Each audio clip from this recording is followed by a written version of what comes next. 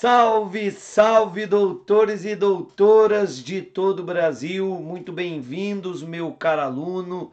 Muito bem-vindas, minhas caras alunas, aqui do Que Concurso. Sempre um prazer estar ao lado de vocês, estudando temas relevantes sobre o direito criminal. Meu nome é Francisco Sanini, eu sou delegado de polícia do estado de São Paulo, mestre em direito e professor de legislação especial criminal aqui do Que Concursos. Doutores, enquanto vocês vão chegando, né? E eu sempre faço essa colocação, por gentileza, compartilhem agora aí nos seus grupos de WhatsApp, na sua rede social, a nossa aula, tá? Essa live, para que tenhamos mais participação e desde já, ainda que você não acompanhe a live em tempo real, eu já destaco que fico absolutamente à disposição de vocês para qualquer dúvida pelas minhas redes sociais, tá bom? Doutores, hoje o tema que eu separei para trabalhar com vocês é um tema absolutamente palpitante, uma vez que trata-se de matéria que vem sendo discutida pelo Supremo Tribunal Federal já há algum tempo e nessa semana o Supremo enfrentou ou está enfrentando a matéria, tá? Vou trabalhar com vocês aqui, doutores, o crime de porte de drogas para o consumo pessoal, tá? Essa figura descrita no artigo 28 da Lei 11.343 de 2006, mais conhecida como a Lei de Drogas, e na figura do artigo 28, que nós temos várias considerações a serem feitas, entre elas está justamente a discussão em torno da constitucionalidade ou não do porte de drogas para o consumo pessoal, tá? Sem focar nesta matéria, doutores, eu quero primeiro trabalhar com vocês especificamente todos os aspectos jurídicos, todos os aspectos legais do crime do artigo 28 da Lei de Drogas, tá bom? Primeira observação, doutores, que eu preciso fazer com vocês, se refere ao objeto material, tá? E a bem da verdade, as considerações que nós vamos fazer aqui, elas valem de um modo geral para quase todos os tipos penais da Lei de Drogas. Por quê? Porque o objeto material principal dos tipos penais da Lei de Drogas, doutores, é justamente ou são justamente as drogas, tá? E as drogas, elas podem ser de três espécies ou três modalidades, tá? A droga, ela pode ter uma natureza entorpecente, que são aquelas substâncias que causam leveza, torpor, sonolência. Um exemplo de droga entorpecente, talvez o melhor exemplo, o mais famoso, é a maconha, tá? Então a maconha é uma substância entorpecente, tá?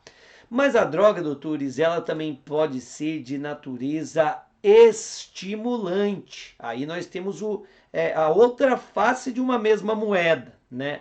As drogas estimulantes vão ao contrário da droga entorpecente. Enquanto uma entorpece, causa leveza, torpor, as drogas estimulantes, elas acabam causando ansiedade, elas limitam a fadiga, causam, como o próprio nome sugere, estímulo, então diminuindo inclusive a sensação de sonolência, né? Não por acaso as drogas estimulantes são muito utilizadas nessas festas rave, né? Afinal de contas, a pessoa fica ali muitas vezes 1, 2 dias sem dormir sob o efeito da droga estimulante, tá? Então, aí, como exemplo de droga estimulante, a gente pode citar o êxtase e a própria cocaína. cocaína, tá? Cocaína também é uma droga estimulante. Por fim, a droga também pode ser de natureza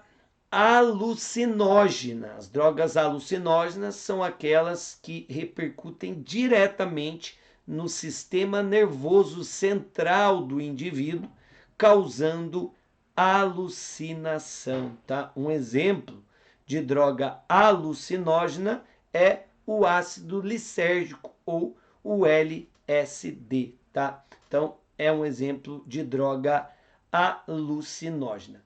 Sarine, então são essas três modalidades de droga, três espécies de droga. A doutrina trabalha com essas três espécies de droga. Percebam nesse contexto, doutores, que a lei de drogas, a lei 11.343, ela já representa, sob o ponto de vista técnico, um avanço em relação à legislação anterior, que é a lei 6368, agora até me fugiu o nome, já é uma legislação um pouco mais antiga. E a lei anterior, 6368, doutores, 6368, deu branco agora, mas eu com certeza, lei 6368, lei revogada, tá? Daí porque você também não precisa se preocupar, mas a antiga legislação era conhecida como lei de entorpecente. E aí percebam que, tecnicamente, o rótulo dessa legislação já não era o mais correto. Porque entorpecente, como vimos, é só uma das espécies de droga, né? Então, a lei 11.343, adotando inclusive o termo utilizado em tratados e convenções internacionais, e a própria recomendação da Organização Mundial de Saúde, né, acabou encampando o termo drogas, que é um termo técnico mais abrangente, não se limitando apenas às substâncias entorpecentes, abrangendo também as substâncias que causam alucinação e aquelas de natureza estimulante, tá bom? Dito isso, eu posso trabalhar com vocês um conceitinho de droga. O que seria drogas, o que seriam drogas para os fins penais, tá? Basicamente, doutor, a gente pode indicar dois requisitos para que uma substância seja considerada droga para fins penais, tá? Primeiro, essa substância ela tem que causar dependência física ou psíquica, tá? Daí porque a importância do exame pericial para que a perícia possa verificar se aquela substância apreendida ela contém princípio ativo, ou seja, essa aptidão para causar dependência física ou psíquica. Para além disso, além de ser uma substância psicoativa que causa dependência, é imprescindível que essa substância também esteja presente na portaria 344/98 da Anvisa, tá? Essa portaria da Agência Nacional de Vigilância Sanitária, portanto, caracteriza ou constitui complemento normativo aos tipos penais da lei de droga. Uma substância só será considerada droga, portanto, só poderemos vislumbrar a prática de uma infração penal, né, tipificada na lei de drogas, se aquela substância, para além de ter esse caráter psicoativo de causar dependência, essa substância também deve estar indicada na portaria 344/98 da Agência Nacional de Vigilância Sanitária, tá bom? Então, dentro desse conceito, a gente pode dizer que droga são substâncias de natureza estimulantes, entorpecentes ou alucinógenas que contenham princípio ativo, ou seja, aptidão para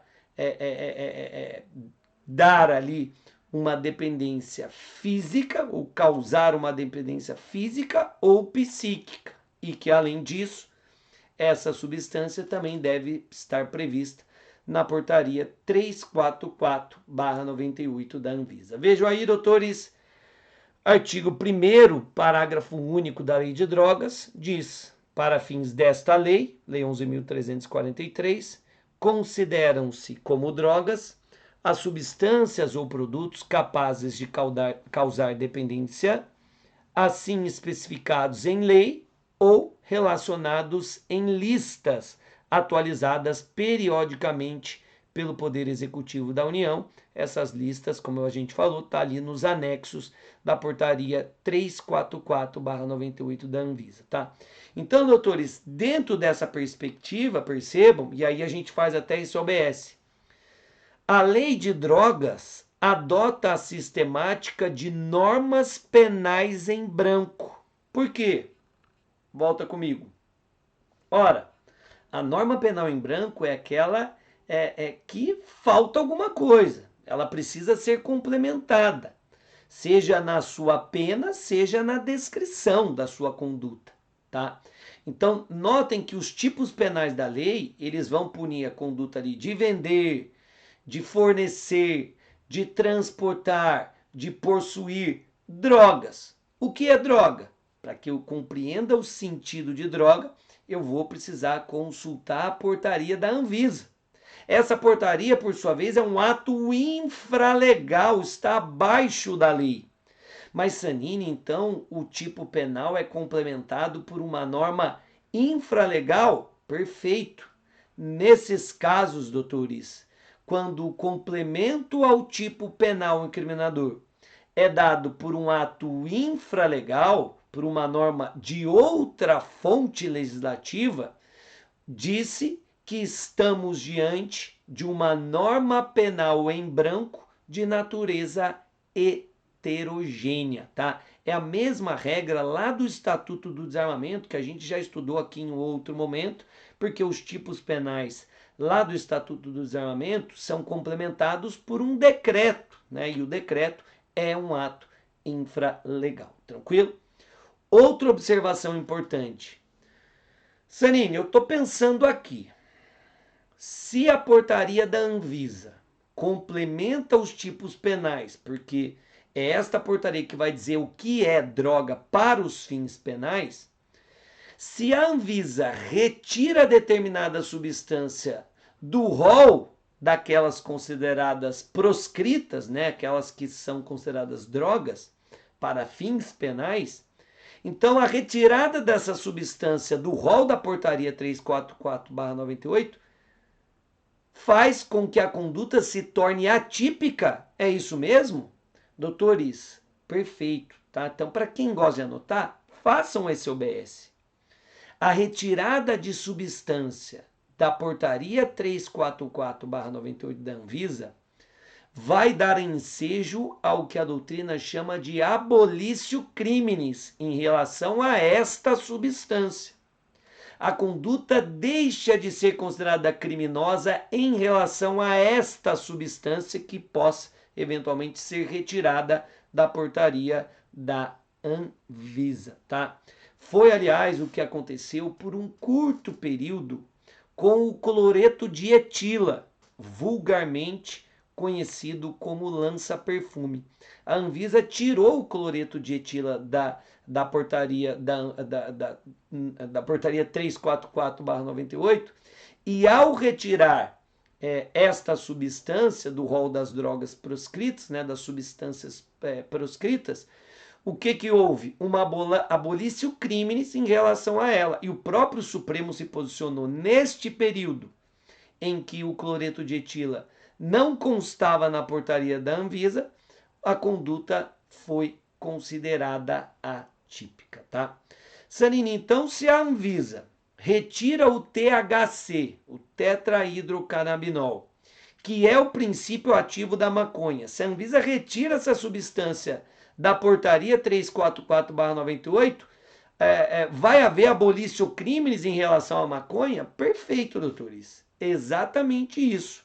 A conduta deixa de ser considerada criminosa em relação à maconha. E isso, percebam, poderia ser feito com um ato infralegal, uma medida ali ligada ao Poder Executivo, mais especificamente ao Ministério da Saúde, tá bom? Vamos avançar, doutores? Agora sim, para focar o nosso estudo, a nossa atenção no artigo 28, depois de estudarmos aí o conceito de droga, né, que é o objeto material principal dos tipos penais da lei, inclusive do artigo 28, agora a gente pode focar mais a nossa atenção neste tipo penal que vem sendo objeto aí de tantas polêmicas e discussões, seja na doutrina, na mídia e em rodas de um modo geral. Bom, doutores, é importante que se compreenda que o bem jurídico tutelado pelo tipo penal do artigo 28, assim como por todos os tipos penais da lei de drogas, é a saúde pública. Tá? O que se quer proteger ao criminalizar o porte de drogas para consumo pessoal é a saúde pública, a saúde da coletividade. Daí porque o crime do artigo 28, doutores, é um crime de perigo abstrato. O legislador, dentro das suas margens de atuação, por política criminal, formou o entendimento, formou a compreensão de que o perigo social trazido pela circulação de drogas, ainda que para consumo próprio, essas condutas, elas oferecem risco à saúde pública. Eu não preciso comprovar que a conduta efetivamente trouxe risco à saúde pública. Esta presunção já é feita pelo próprio legislador. Então, basta que eu comprove a conduta. Adquiriu drogas para consumo pessoal. Nesse contexto, ao praticar essa conduta, já existe uma presunção legal que ela oferece risco à saúde pública, que é o bem jurídico tutelado, tá? Nesse ponto eu faço até uma observação pertinente, doutores. Por quê? Porque um dos argumentos utilizados ali para questionar a constitucionalidade deste artigo 28 está justamente no fato de que aquele que usa drogas, ele só faz mal para si próprio. Ele só se prejudica. A sua conduta, portanto, ela não atinge terceiras pessoas, tá? Esse é um dos argumentos utilizados ali, porque entende que a criminalização desta figura do artigo 28 é inconstitucional, porque fere o princípio ali da lesividade, porque não estaria lesando ali um bem jurídico alheio, fere o princípio da alteridade, porque não está atingindo outra pessoa. A conduta só faria mal, como a gente falou, para o próprio usuário de drogas. E aí, sob essa perspectiva, os defensores dessa tese digam, olha, criminalizar o consumo de droga, o porte de droga para consumo pessoal, é violar a própria dignidade da pessoa humana, porque cada pessoa tem liberdade para fazer o que quiser, ainda que seja algo que lhe seja prejudicial. Aliás, como tantas coisas que são prejudiciais, né? O direito penal não pode punir a tentativa de suicídio, o direito penal não pode punir a conduta daquele que se açoita, né? que acaba se autolesionando. Tudo por quê? Porque tais condutas não oferecem risco, não ofendem bens jurídicos ou bens jurídicos alheios, né, ao do agente que pratica aquela conduta, tá? Porém, doutores, e aí a gente faz o contraste com o outro lado, né? Se o bem jurídico tutelado é a saúde pública, o legislador, de novo, por uma política criminal, entendeu por bem criminalizar o porte de drogas para consumo pessoal. O legislador entendeu que o que se vale criminalizar é o risco de circulação de drogas. Quando a gente adquire e transporta drogas para consumo pessoal, existe um perigo dessa droga ser disseminada na sociedade. E é esse perigo que vulnera e que coloca efetivamente em risco toda a sociedade, toda a saúde pública, tá? Então, a doutrina, né, aqueles que sustentam uma visão distinta, né, a inconstitucionalidade do artigo 28, vão bater nessa tecla de que, tendo em vista que a saúde pública é um bem coletivo, o que se quer aqui nesta figura é criminalizar o risco social de circulação da droga, de disseminação das drogas. Tanto que, doutores, veremos, o artigo 28 não pune, não criminaliza o consumo. Veremos que o consumo de droga é fato atípico. O que são punidas são condutas que giram ao entorno do consumo. O consumo é um elemento subjetivo, um dolo específico para o tipo. Por quê? Porque o risco, e é isso que se quer evitar, é a circulação e disseminação de drogas dentro do território nacional, tá bom? Então, de maneira muito objetiva, o bem jurídico tutelado é a saúde pública, tá bom? Com relação à competência para o processo e julgamento, doutores, o crime do artigo 28, veremos, nem sequer admite pena privativa de liberdade. É uma infração de menor potencial ofensivo. Então, a competência para o processo e julgamento é do GCRIM, tá? Do Juizado Especial Criminal, e via de regra vão ser observados ali ao usuário de drogas todas aquelas medidas despenalizadoras da Lei 9.099, tá? A Lei de Drogas, inclusive, é muito incisiva em vedar até a prisão em flagrante do usuário. Esta foi uma nova política criminal adotada pela Lei 11.343, se distinguindo da lei anterior, 6368, por quê? Porque antes os usuários poderiam ser presos, inclusive em flagrante delito. Então agora a ideia da lei é tratar a questão do usuário de drogas mais como uma questão de saúde pública e nem tanto como de direito penal, tá bom? Vamos então ao tipo penal, doutores. São punidas as condutas de adquirir, guardar, ter em depósito, transportar ou trazer consigo para consumo pessoal, já adianta aqui o elemento subjetivo do tipo, drogas sem autorização ou em desacordo com determinação legal ou ainda regulamentar, vejam esse elemento normativo do tipo, tá? Então, doutores, focando no tipo penal objetivo, ou seja, na conduta ou nas condutas punidas, o que a gente já pode observar aqui? Volta comigo. Estamos diante de um crime plurinuclear, um tipo misto alternativo ou de conteúdo variado, em que a prática de duas ou mais condutas em um mesmo contexto, recaindo sobre o mesmo objeto material, não vai dar ensejo ao concurso de infrações penais, tá? Então a gente pode adquirir uma droga para consumo pessoal, depois transportá-la e depois guardá-la. Vai responder por 3 crimes do artigo 28? Não, vai responder por apenas um crime do artigo 28.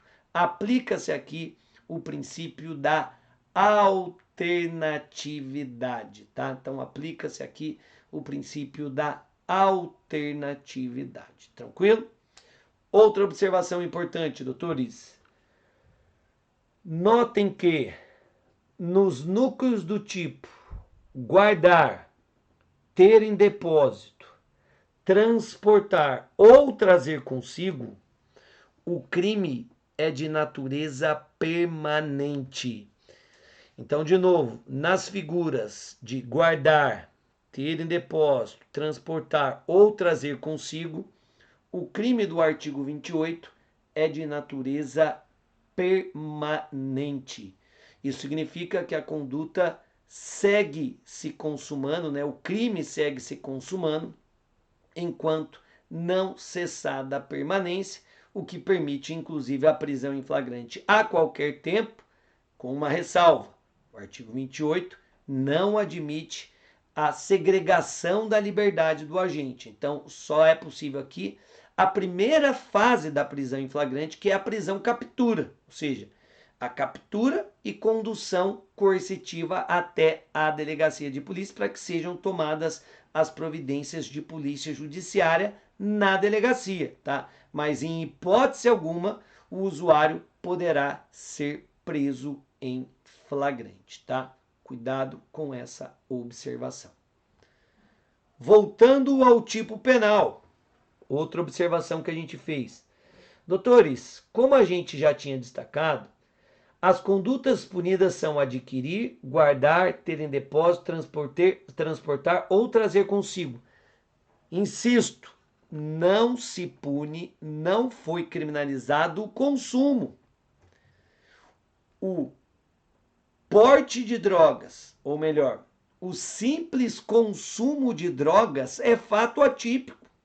Então, se o agente, por exemplo, ele somente consome a droga, vamos supor que alguém injeta a droga nele. Perceba, ele não adquiriu, ele não guardou, ele não tem em depósito, não trouxe consigo, nada. Ele simplesmente fez o consumo de droga. Responde por essa figura? Não, doutores, fato atípico. No nosso tratado, eu até destaco que se o agente adquire droga para consumo imediato, porque você pode pensar, pô, se ele adquiriu e consumiu, ele praticou a conduta a adquirir, logo responde por essa figura. Mas eu entendo que, sobre a perspectiva da lei, se ele adquire a droga e a consome imediatamente, adquiriu, consumiu imediatamente, não teve circulação, não houve risco ao bem jurídico tutelado, logo eu entendo que nesse caso aplicar-se-ia o princípio da insignificância no crime do artigo 28, tá? Essa é uma posição minoritária na doutrina. Por quê, doutores? Prevalece no STJ, que não, e aí esse OBS é interessante, cai em prova, que não se aplica o princípio da insignificância ao crime de porte de drogas para consumo pessoal. Por duas razões, explica o STJ. Primeiro, a pequena quantidade de droga já é da essência do próprio crime.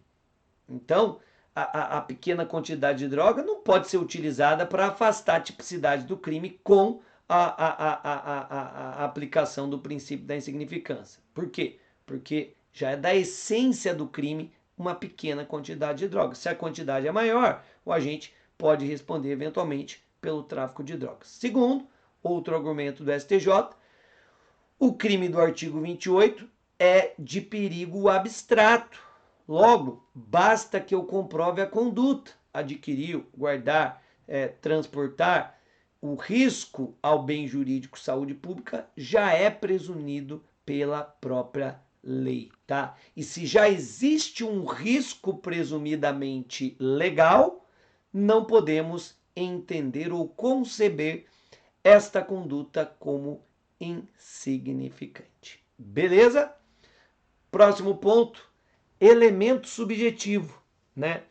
Que é o dolo, né, doutores? O crime do artigo 28, ele é punido a título de dolo, não há previsão da modalidade culposa, sendo certo que esta figura exige ainda um dolo especial, né, um dolo específico que é praticar as condutas visando o consumo pessoal, visando, portanto, o seu próprio consumo.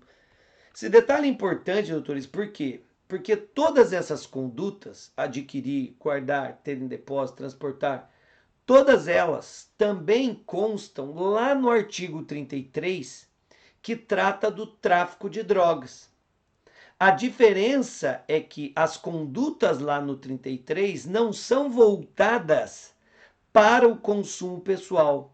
É exatamente este elemento subjetivo que vai caracterizar a figura do artigo 28, né? Sendo certo que ali no parágrafo 2º do artigo 28, o legislador ele nos dá ali ou estabelece alguns critérios legais para se distinguir o usuário do traficante. A lei de drogas, ela não adotou o sistema da quantificação legal, né? Ó, até certa quantidade de drogas, o que nós temos aqui é o usuário, passou dessa quantidade, é considerado traficante. Não, aliás, parcela da doutrina até clama por essa fixação, né? Pela fixação deste critério, um critério mais objetivo. Tem até um estudo do IPEA, salvo engano, falando ali sobre maconha e cocaína, eu não lembro agora da quantidade, mas acho que maconha era até 100 gramas, e aí a cocaína até 50 gramas, e aí a partir acima disso poderia ser caracterizado o tráfico de drogas, mas assim, é só um estudo propondo, né, uma base para quantificar essa distinção entre o usuário e o traficante, tá? Mas não foi esta a opção da nossa lei de drogas, ela acabou se valendo do critério da identificação ou da fixação da autoridade judicial, né? Então, cabe aí às autoridades, com base nesses critérios fornecidos pela lei, identificar se o sujeito é usuário de drogas ou traficante, tá? Então, é o reconhecimento, o critério do reconhecimento judicial, ou policial, ou ministerial, cada um na sua esfera de atuação, né? E aí vai se pautar ali pela quantidade de drogas, a quantidade é uma forma de você distinguir o usuário do traficante, a natureza da droga, as condições que se deram os fatos, os antecedentes do agente, a sua condição social, ele trabalha, ele não trabalha, de acordo com a quantidade de droga, como é que ele poderia ter adquirido essa droga se ele não tem trabalho, dependendo da quantidade, enfim, tudo isso deve ser levado em consideração no momento de distinguir o usuário do traficante, tá? Mas o ponto central aqui que a gente estava debatendo, doutores, é, obviamente, a caracterização deste elemento subjetivo específico, tá? O crime do artigo 28 exige que as condutas praticadas sejam voltadas ao consumo pessoal do agente, tá bom? Para fechar, elemento normativo, só vai haver o crime do artigo 28 se as condutas forem praticadas sem autorização ou em desacordo com determinação legal ou ainda regulamentar, tá? Então, se porventura o agente tem autorização para transportar determinada substância considerada proscrita, obviamente que não há que se falar em crime neste caso, nesta hipótese, tá bom? E as penas, os autores, quais são as penas? Qual a consequência para aquele que pratica a figura do artigo 28? Nessa perspectiva, doutores, eu já até lanço uma outra polêmica, que é outro aspecto que cai muito em prova. Por quê? Com o advento do novo tratamento legal conferido pela Lei 11.343 ao usuário de drogas, e considerando a falta de uma pena privativa de liberdade, parcela da doutrina passou a sustentar que a nova lei de drogas promoveu uma descriminalização do porte de drogas para consumo pessoal. Vejam comigo, vejam as consequências das condutas, tá? Quais são as penas impostas aos autores do crime do artigo 28? Primeiro, advertência sobre os efeitos das drogas, né? Então, o juiz vai advertir, né? Vai dar uma dura ali no usuário, dizendo que usar drogas faz mal para a saúde. Inciso 2, prestação de serviço à comunidade. Inciso 3, medida educativa de comparecimento a programa ou curso educativo, tá? Mas Sanini, não tem pena privativa de liberdade? Não, só temos essas penas alternativas, né? Temos ali penas restritivas de direitos, mas não penas privativas de liberdade. Por conta disso, como eu falei, parcela da doutrina, capitaneada pelo saudoso professor Luiz Flávio Gomes, passou a sustentar o seguinte: olha, a lei de introdução ao Código Penal diz o seguinte, ó, só é crime aquela conduta punida com reclusão ou detenção. Se o artigo 28 não é punido com reclusão e nem com detenção, então crime não é. Seria uma infração penal sui generis. A nova lei de drogas promoveu uma descriminalização do porte de drogas para consumo pessoal, tá? Esse debate chegou ao Supremo Tribunal Federal, doutores, e o Supremo não acatou há muito tempo, né, esta tese. Isso porque alguns argumentos. Primeiro, o artigo 28, ele está inserido na Lei de Drogas sob o título dos crimes e das penas. Então, olha, se o próprio legislador inseriu o artigo 28 sob o título dos crimes e das penas, é que para o legislador o artigo 28 tem natureza de crime, tá? Então o porte de drogas para consumo pessoal teria sim essa natureza de crime, tá? Para além disso, se você analisar o artigo 30 da Lei de Drogas, você vai ver que o legislador estabelece um prazo prescricional, tá? Então nós temos ali a prescrição em 2 anos para a persecução e punição do usuário de drogas. Então, se tem a previsão de prescrição, mais uma vez a prescrição representa a perda do direito de punir do Estado na esfera penal. Então, se houve essa previsão, é porque, de novo, estamos diante de uma infração penal. Sendo certo ainda, doutores, que até bem pouco tempo atrás, eventual condenação pelo crime do artigo 28 tinha aptidão para gerar reincidência, tá? Então, até algum tempo atrás, aquele que fosse condenado pelo crime do artigo 28 perdia a sua primariedade e essa condenação seria geradora de reincidência, tá? Então, aproveitando esta observação, a gente faz outra. E essa, mais uma vez, uma questãozinha de prova. Por quê? Porque, doutores, de acordo com o STJ, tá? Suas duas turmas chegaram à mesma conclusão e o Supremo também já vem aderindo. De acordo com STF, portanto, e STJ, eventual condenação pelo crime do artigo 28 não tem aptidão para gerar reincidência, tá? Então, em respeito ao princípio da proporcionalidade, o STJ, de maneira pioneira, pontuou que eventual condenação pelo crime do artigo 28 não tem aptidão para gerar reincidência. O sujeito que for condenado pelo crime de porte de drogas para consumo pessoal não perderá a sua primariedade, tá bom? Fechamos essa observação e voltamos para aquele debate, porque a gente falou, ó, uma parcela da doutrina começou a defender que a nova lei promoveu uma descriminalização do porte de drogas para consumo pessoal. A gente falou que o Supremo disse não.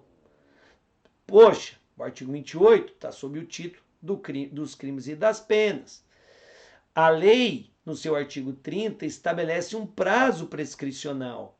E a doutrina reforça, olha, o que o legislador fez aqui, ao estabelecer as penas para o usuário de drogas, foi simplesmente um juízo de proporcionalidade. Considerando que a conduta não é grave, ele acabou colocando uma sanção, uma pena bem mais branda, uma pena restritiva do direito, uma pena distinta daquela privativa de liberdade, tá? Então o Supremo firmou o entendimento de que a nova lei, na verdade, promoveu uma despenalização e não uma descriminalização. Doutores, isso já caiu demais em prova, tá? Então, cuidado. De acordo com o Supremo Tribunal Federal, o que houve no artigo 28 foi uma despenalização e não uma descriminalização, beleza? E aí a doutrina, doutores, ainda complementa e corrige, a meu ver, de maneira correta o Supremo. Por quê? Não há que se falar numa despenalização. Veja, o próprio tipo penal diz, ó, ao usuário de drogas serão impostas as seguintes penas. Então, a consequência para o usuário tem caráter penal. Se é crime, tem que ter uma sanção penal, ainda que seja uma pena restritiva de direito, uma pena alternativa à prisão. Então, as consequências para o usuário de drogas, né, são as seguintes penas. E elas, todas elas, advertência, a prestação de serviço à comunidade, medida educativa, são consequências de natureza penal. Então, o que houve, na verdade, de acordo com a doutrina, foi uma verdadeira descarcerização. O usuário de drogas não pode ser preso, tá? Em hipótese alguma.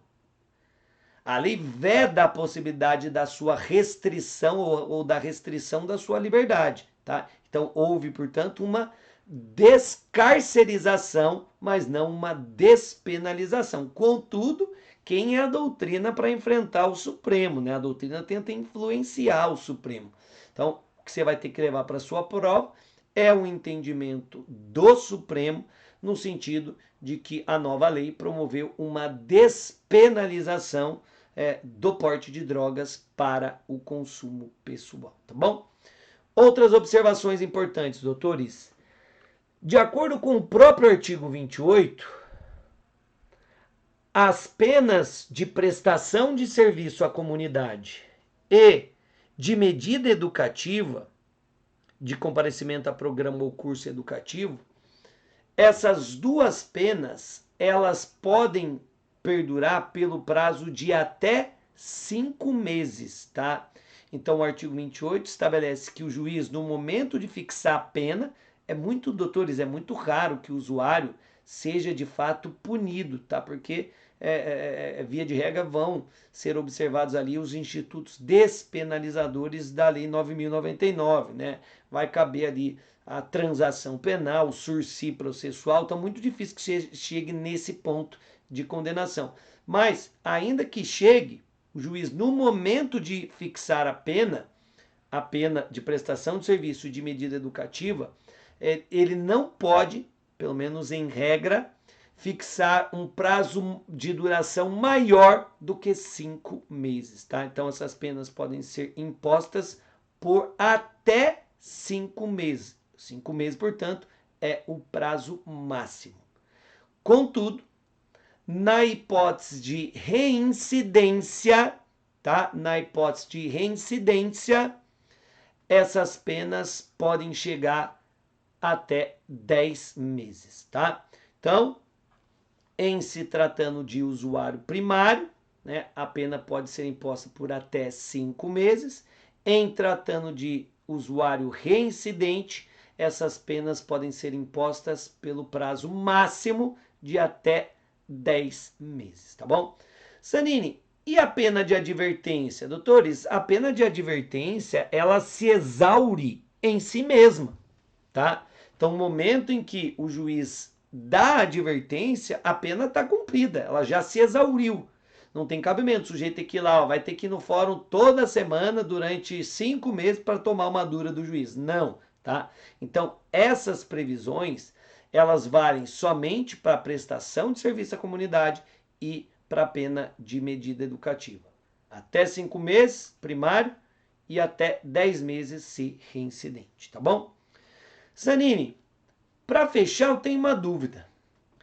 E se o condenado descumprir aquelas penas que lhe forem... Então, foi imposto ali o comparecimento em curso, tá? Aquelas medidas educativas. E o condenado descumpre. Qual a solução? Doutores, o próprio artigo 28, ele traz medidas coercitivas, tá? Medidas coercitivas, que tem por objetivo constranger o condenado a observar a pena que lhe foi imposta.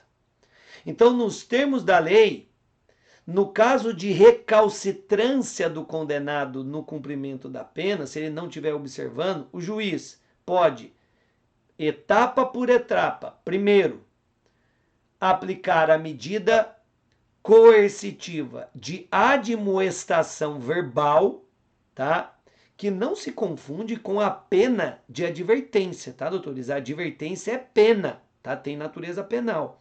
A admoestação verbal é uma medida coercitiva para constranger o condenado a cumprir a pena que lhe foi imposta. Lá na advertência, o juiz vai falar dos malefícios do uso da droga.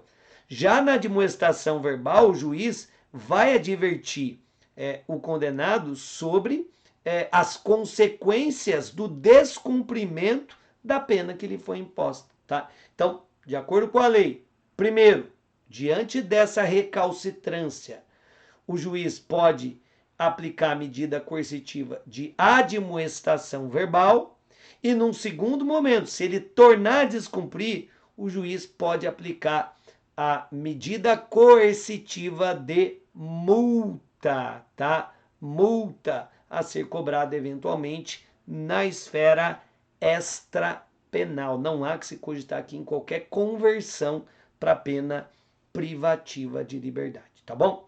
Doutores, com isso a gente fecha os principais aspectos do artigo 28 da Lei de Drogas, que trata ali da figura do usuário, tá?